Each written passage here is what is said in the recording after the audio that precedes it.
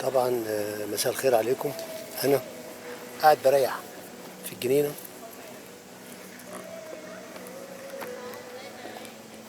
وانا احب اريح في الجناين الحقيقه.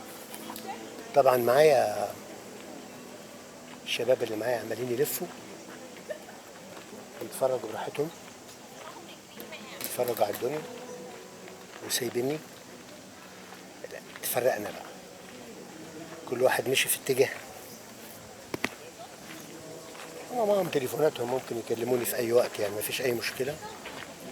بس انا قلت ايه، اقعد وانبسط وفي الجو الجميل ده، خصوصا ورايا شجره جميله جدا جدا والجو حلو قوي قوي.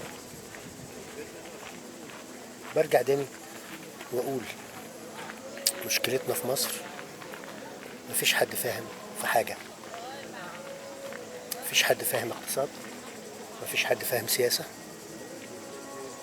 مفيش حد فاهم سياحه، مفيش حد فاهم اثار، مفيش حد فاهم مقدرات امه، مفيش حد فاهم يعني ايه ثروه حيوانيه، مفيش حد فاهم يعني ايه ثروه ادميه، وان عدد السكان ده ممكن يبقى كنز ومنجم ذهب لاي حد.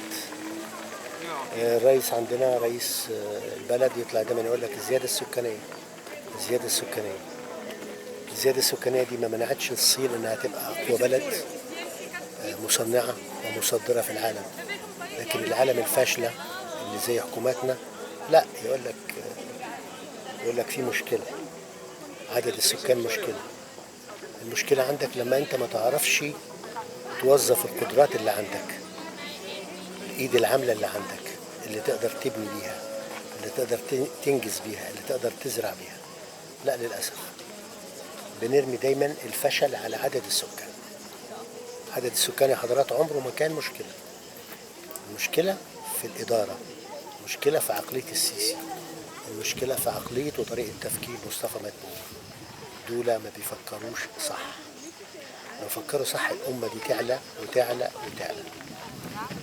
عموما احنا بنعمل فيديوهات توعيه للناس عشان تفهم، وتوعيه للحكومه عشان تفهم ازاي تستخدم قدراتها ومقدراتها انها تعلى بالبلد، بدل ما البلد تروح في 60 داهيه. طبعا احنا لما بنشوف الدول الخارجيه، وزي ما وريتكم او زي ما هتشوفوا، حتى في ايطاليا لما بدخل بلاقي معلم من معالم الفرعونيه هم حاطينه بيفتخروا بيه. هم حاطين المعلم ده وبيفتخروا بيه. لكن احنا للاسف بنهرب الحاجات دي، بنبيعها، بنسرقها، بنهدمها، بنهادي بيها بعض. زي كده جمال عبد الناصر الجاهل، جمال هزايم، اللي اهدى 5 معابد ل5 دول، 5 معابد كامله. تخيلوا ان 5 معابد تم تهريبها لدول اجنبيه عشان تستفيد بيها الدول دي، في الوقت اللي دي حاجات اثار تركوها لنا اجدادنا عشان نستفيد بيها. الوطنيه بتاعت الملك فاروق، انه لما لقى منجم السكري اللي هو منجم الذهب، قال لك لا، انا مش هستغل المنجم دوت، هقفله عشان ده يفيد الاحفاد. جم الاحفاد اللي منهم حراميه سرقوا المنجم وهربوه والبلد ضاعت. للاسف ما عندناش ناس بتفهم، ما عندناش ناس بتقدر يعني ايه ثروات البلد ومقدراتها. وصلت؟ عرفت تلاقيني؟ طبعا جميل. فانا يعني انا بتكلم من حصيلتي على البلد، لكن انا اتمنى لمصر كل رفعه وكل نجاح وكل استقرار يا رب. شكرا لكم يا جماعه. احنا داخلين على حديقه سيمبيون، ودي من الحدائق الكبيره والمشهوره في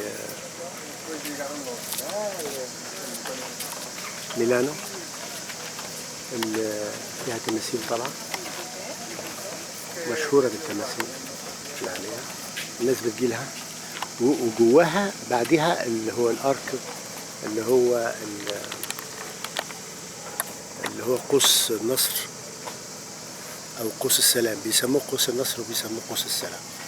قوس النصر وقوس السلام اللي هو يعني افتتحوا ونابليون بونابرت احتفالا بنصره على ايطاليا. نشوف شوف الكلب ده، في كلب شديد اهو، في كلب شديد اهو. شوف البط كده بيعوم بهدوء ازاي، واحنا طالعين على الكوبري ده، الكوبري ده اهو، ده كوبري اللي هنطلعه دلوقتي، بيدخلنا جوه الجنينة من الناحية اللي هي دي، الناحية دي، لأن في ناحيتين، في ناحيتين. الكوبري حديد اهو، وادي البط اهو بيقوم، شجر عملاق.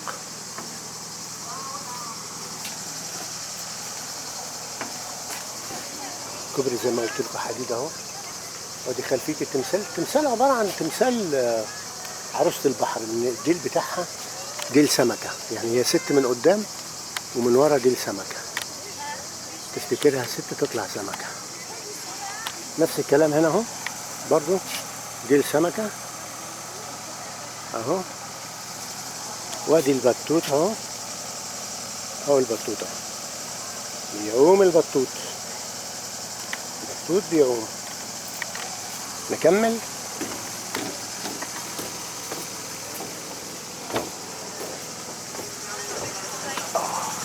الواحد ياخد باله في الحاجات دي، لاني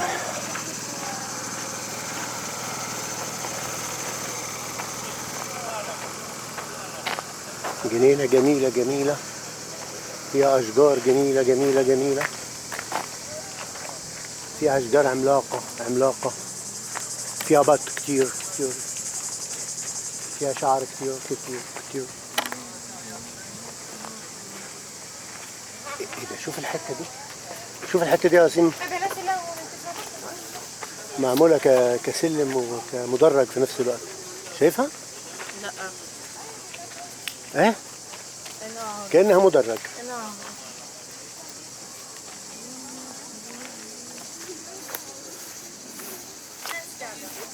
انا واخد بالي، بس انا ببص على التدريجة دي، يعني معمول مدرج كده غريب شوية،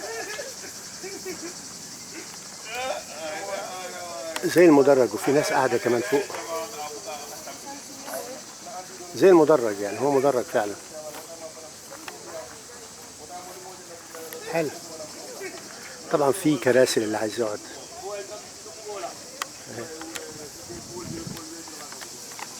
اها، نكمل.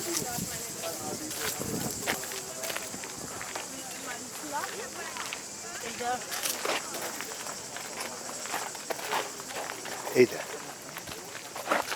ده اعتقد دي قاعة مسرح دي. اه، دي قاعة مسرح دي، ممكن يكون هنا بتتعمل حفلات بالليل.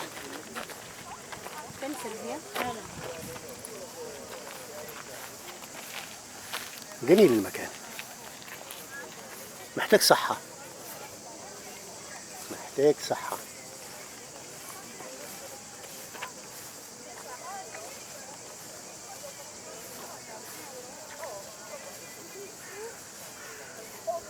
اه،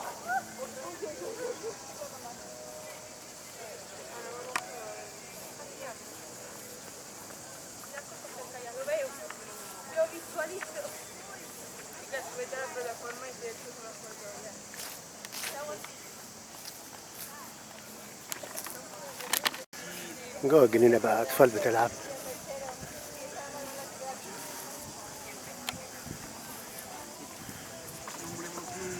في مكان الناس تقعد فيه عادي جدا.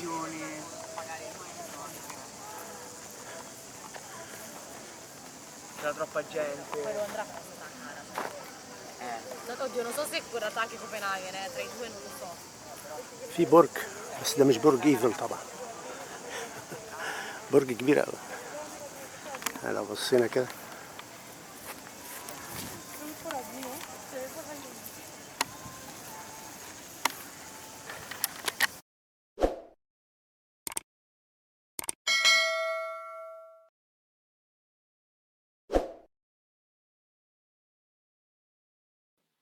والنبي ادونا شوية لايكات. ده ببلاش مش بفلوس. اعملوا حاجه حتى